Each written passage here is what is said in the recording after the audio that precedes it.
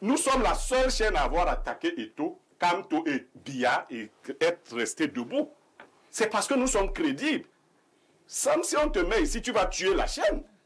Moi, c'est ça, il faut ça, je ne sais pas. Je ne voulais pas parler de ça, il ne faut même pas rentrer dans les détails.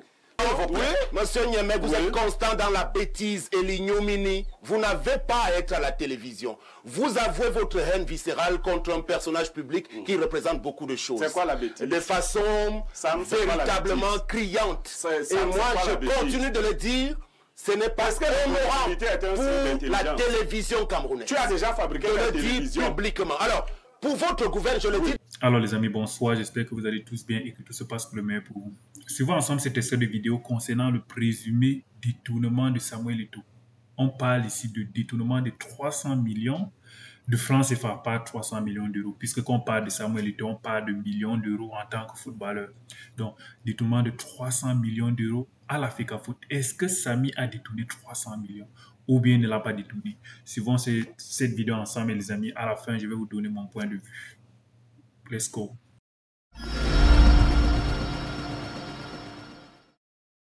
Parle 10 000 langues à la fois pour caricaturer, vous le savez. Donc aujourd'hui, il a pris la précaution de ne pas tomber dans une erreur. Nous sommes dans un pays où on dit que les directeurs généraux d'entreprises et d'État ne doivent pas excéder une certaine durée. Ils sont combien aujourd'hui qui sont toujours en poste? 9 ans. Voilà, très bien. Alors, allez-y questionner les différentes fautes de gestion. En matière de fautes de gestion, il y a 10 000 rapports, que ce soit de la CONAC, du compte Supé ou encore de la Chambre des comptes, récemment de la Cour suprême, de la NIF et tout cela, qui ont fait de gros constats en matière de fautes de gestion sur des entreprises qui relèvent du portefeuille étatique. La FECAFOOT ne rentre pas dans le portefeuille de l'État. Retenez-le une bonne fois pour toutes. Ce sont des fonds privés, d'essence privée. Donc ceux qui doivent faire le constat d'une malversation, je le rappelle, ce sont les membres de l'instance. Il n'y en a pas eu. Donc aujourd'hui, et parlant des fonds de l'État qui ont été décaissés, la FECAFOOT peut en revanche faire l'objet d'une enquête par rapport aux fonds, par exemple, que l'État a débloqués pour la Coupe du Monde du Qatar, par exemple. Je ne sais pas trop, là encore, ils peuvent venir vérifier. Mais les 300 petits millions russes pour le cas de ce match amical étaient destinés, ce n'était même pas un argent qui devait profiter à la fédération à long terme. C'était destiné à la couverture des charges liées à l'organisation de la dite rencontre. Et toutes ces charges ont été énumérées et elles ont été couvertes. Avez-vous appris de la part d'un seul joueur la moindre revendication de n'avoir rien perçu? Je termine rapidement. Oui. Monsieur Eto'o a contre lui aujourd'hui différentes catégories de contempteurs. Je préfère édulcorer parce que je peux utiliser un mot bien plus grave.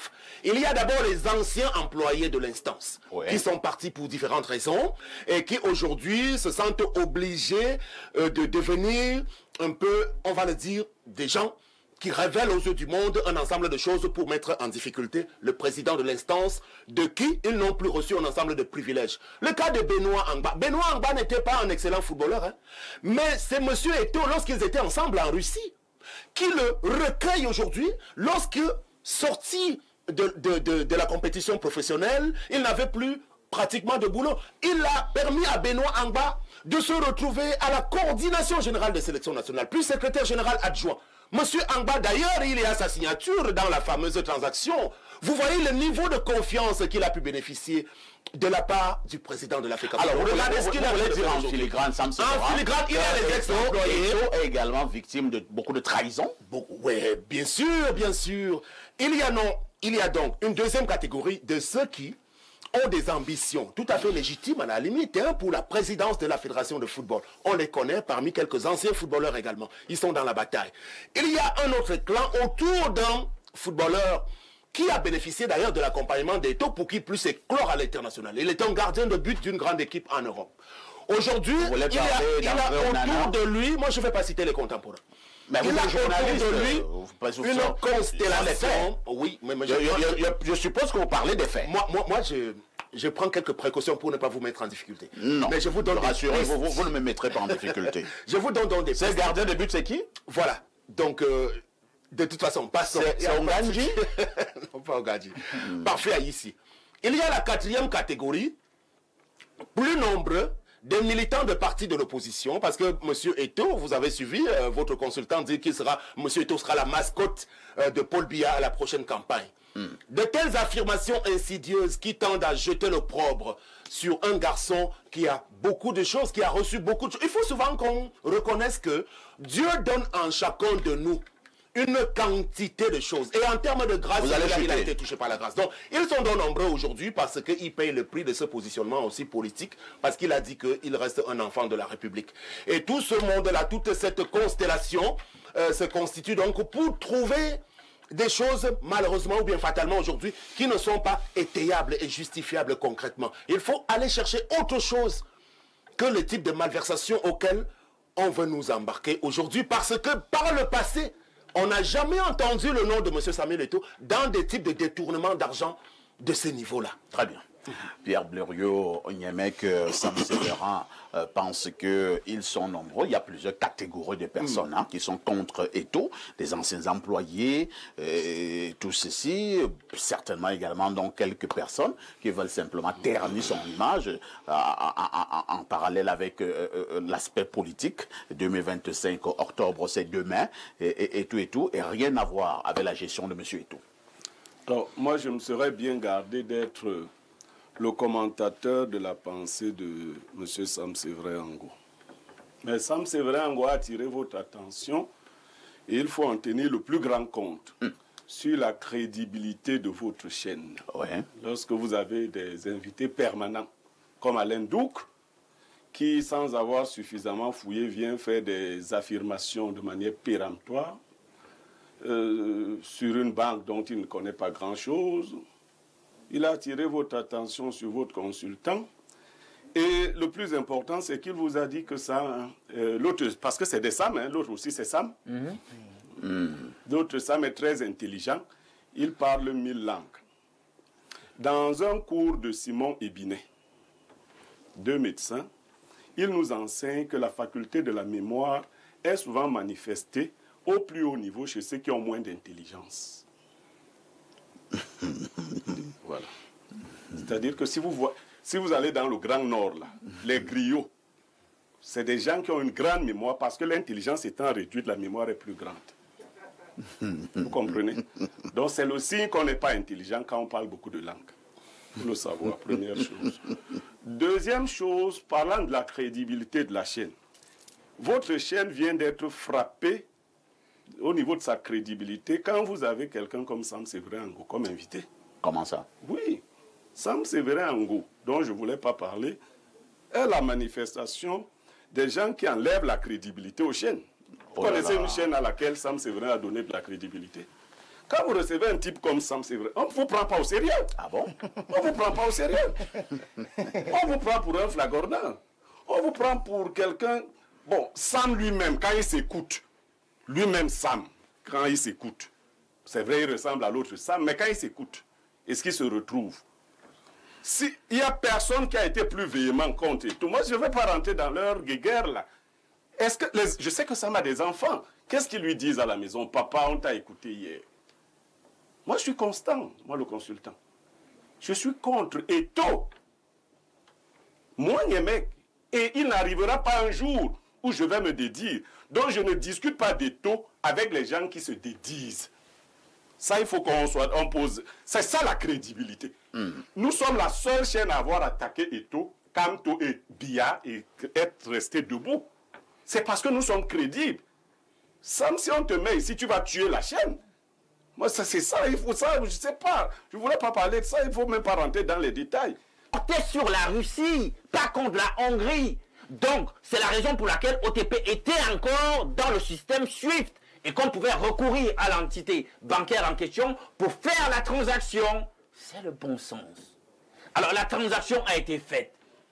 Mais on pouvait donc, puisque OTP était encore dans SWIFT et que nous-mêmes ici, le compte de la fédération est à Affluent First Bank, et que Affluent First Bank était encore dans le système SWIFT, on aurait donc pu directement loger les fonds en question ici dans le compte de la fédération. C'est compris. Voilà. Sam Séverin Ango, Monsieur Douk a reprécisé sa pensée. Cette fois-ci, vous pouvez être d'accord avec lui?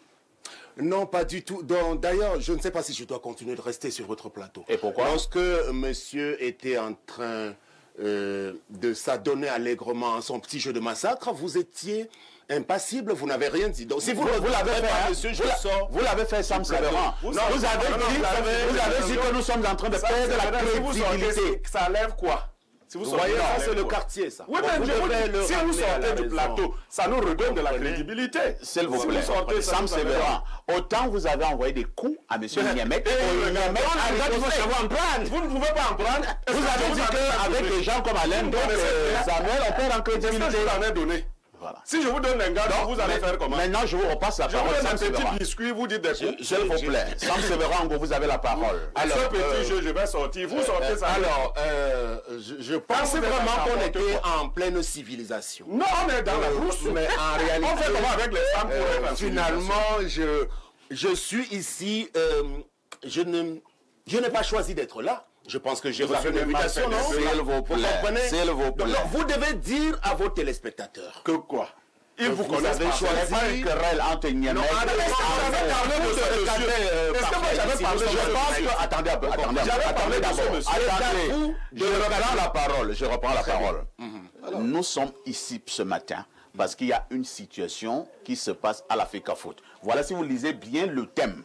J'ai parlé de soupçons de détournement. Voilà, FECAFOOT. Eto'o sur le banc des accusés, il a mis un gros point d'interrogation. Cela signifie qu'il y a des choses à éclairer, parce que les téléspectateurs ont le droit de savoir. Je ne vous ai pas fait venir ici ce matin pour que vous livrez à un combat d'hommes. Nous sommes là sur le champ de l'explication, au niveau des arguments, parce que les téléspectateurs doivent savoir. Et voilà pourquoi moi, je vous repasse la parole, monsieur Ango, parce que monsieur est revenu sur les mécanismes sur le plan financier, les transactions bancaires. Monsieur Haïssi, vous avez donc la réputation d'être un sac de modérateur. Tout à fait. Sachez le rester. Ne faites pas ce que vous faites là. Oh là là. Vous ne pouvez pas passer sur le fait que monsieur a évoqué... Mais c'est vous qui m'avez évoqué. C'est vous qui m'avez évoqué le premier. Mais moi, je ne savais même pas où vous étiez. Monsieur, alors...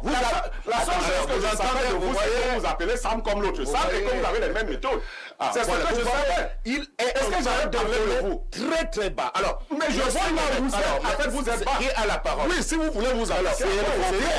Vous êtes constant, monsieur Niamek, vous êtes constant dans la bêtise et l'ignominie. Vous n'avez pas à être à la télévision. Vous avouez votre haine viscérale contre un personnage public qui représente beaucoup de choses. C'est quoi la bêtise? De façon véritablement criante.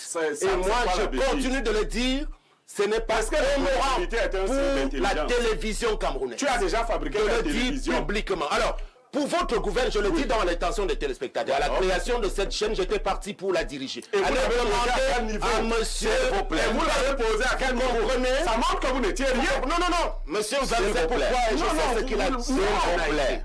Non, s'il vous plaît. Méritez pas de travailler pour être avec vous, comprenez. Qui vit même avec vous? Vous êtes dans la bêtise complètement. C'est quoi la bêtise? Et vous vous en gargarisez. C'est quoi la bêtise? Vous pouvez définir. Est-ce que nous pouvons revenir au débat? Est-ce que nous pouvons laisser les problèmes d'hommes?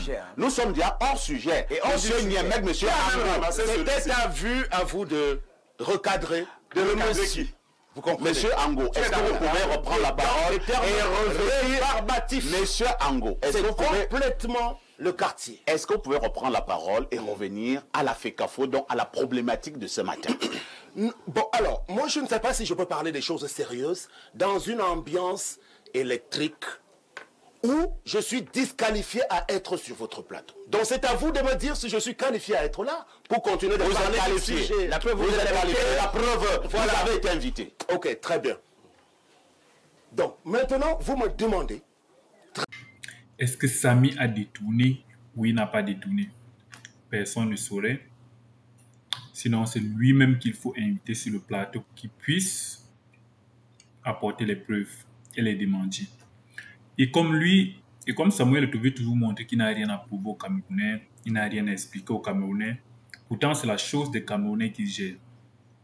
Les médias camerounais, par exemple Naya TV dernièrement, l'a invité sur un plateau de venir donner ses faits, de venir donner son avis concernant cette affaire de corruption. Samuel Eto'o a dit qu'il n'a rien à leur dire, qu'il n'a rien à leur expliquer. Mais on voit le même président de la FECAFOOT qui part donner des interviews aux chaînes françaises. Donc il méprise les chaînes camerounaises pour aller donner des interviews aux chaînes françaises. La même chose dont il luttait contre quand il était footballeur. il était pour la promotion de tout ce qui est national. Mais le voilà actuellement, quand il faut donner de la visibilité aux chaînes nationales, Samuel Eto'o pas donner ses grandes interviews, on dit. Grandes interviews dans les chaînes françaises, ignorant complètement les chaînes camerounaises. Là, déjà, c'est pas bien. Et ce monsieur qui défend même Samuel Eto'o, je ne sais même pas s'il est mieux placé pour défendre Samuel Eto'o. Il ne sait pas s'il est mieux placé pour tout. D'abord, savoir si Samuel Eto'o a détourné l'argent ou pas. La question n'est pas de savoir si Samuel Eto'o est riche. Que Samuel Eto'o est milliardaire, il ne peut pas détourner 300 millions. Ce n'est pas ça, mon frère. Ce n'est pas comme ça qu'on justifie le détournement. Sinon, les ministres qui volent 100, quand tu écoutes qu'un ministre a volé 50 milliards, qu'est-ce qu'il en... Pourquoi il ne vole pas, si on veut dire il est déjà riche, pourquoi il ne vole pas que 1 milliard, il laisse? Quand les riches sont toujours en train de chercher de l'argent, les riches sont toujours en train de chercher. Si ce n'était pas ça, c'est que tous les riches seraient en train de se reposer quelque part dans une plage. On vient leur livrer la nourriture, ils font tout ce qu'ils veulent. L'argent est toujours là, mais jamais personne est satisfait de ce qu'il a. Tout le monde a toujours besoin de dépasser son niveau actuel. Si tu as 1 milliard, ton rêve c'est d'avoir 4 milliards. Si tu as 4 milliards, ton rêve c'est d'avoir 5 milliards.